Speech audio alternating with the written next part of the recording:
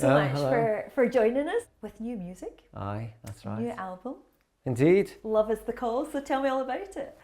We needed to make a record that was not just a bunch of good songs, but was kind of had a bit of a kind of vision and was framed by its own identity. So Love is the Call is that record that we needed to make. So I played bass on this record, and the last record I played bass on was The La's,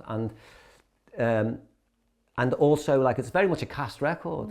But with a wisdom to it as well, because we're not wet behind the ears, you know. It's certainly the most exciting and refreshing record we've made in decades, definitely. Like Going back to when you were a wee boy, growing up in Liverpool, oh yeah. what were your influences and when did you first think, I want to be in a band? I always remember like talking to my dad and saying, you know, who's the greatest band? And it'd be like, you know, it's the Beatles, you know. Well, who's the greatest footy team? You know, it's Liverpool, son. To me, it didn't feel like, it felt quite normal or natural to think that things can happen. You know, I mean, I was kind of quite shocked when I was told at a very young age that Liverpool was not the capital of the world, you know. I just presumed it was, you know.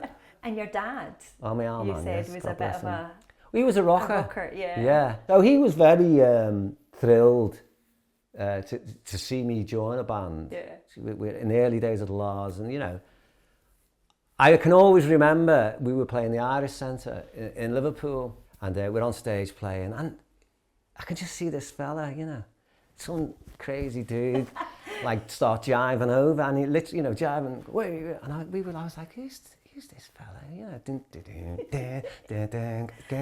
and then he gets closer and closer, and I'm like, oh no, it's me dad, you know. So with the La's, was there a moment when you thought, we've made it, this is big time?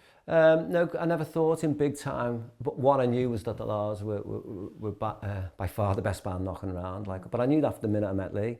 And then you go on to Cast. Yeah. And those songs, as I see, like, you know, I remember in the 90s, like All Right and stuff, where they were kind of seminal songs. Oh, for me, God, you yeah. know, and that was, it feels like a totally different, huge time for Yeah. music. How fun was that Britpop era? Because it looks like it would have been wild to be Well, a it part was of. wild, maybe a bit too wild in parts, you know. One thing that we did discover in the STV archive was the gig where Cast supported Oasis, I think in was that 1995? Well, you'll know the dates better than me. But it was at Loch Lomond. Lomond.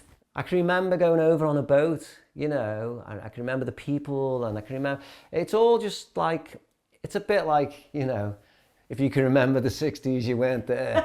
Well, if you can remember the 90s, then you know, you weren't standing next to me. And most of the shows in Scotland were wild anyway. Were they? Yeah, they were. I mean, that time as well, Loch Lomond, you know, I mean, it was peak Britpop, wasn't it? Yeah. So everyone, I mean, you know, God, we were young, we were immortal. About to head out, back on the road, Yeah. so, and coming to Scotland. So the album's coming out on the 16th of February, and then we're up in Scotland on the 1st of March, I think, which is the opening night of the March tour. We'll mix it up with the classic. Oh yeah, I mean, we're not going to not play Sandstorm, Walk Away. You still enjoy playing them? Absolutely. Now, I did stop playing all them songs for nearly a decade. I mean, the band did split up, and I could not bring myself to sing any of them songs. I fell out of love with myself and that period of my life.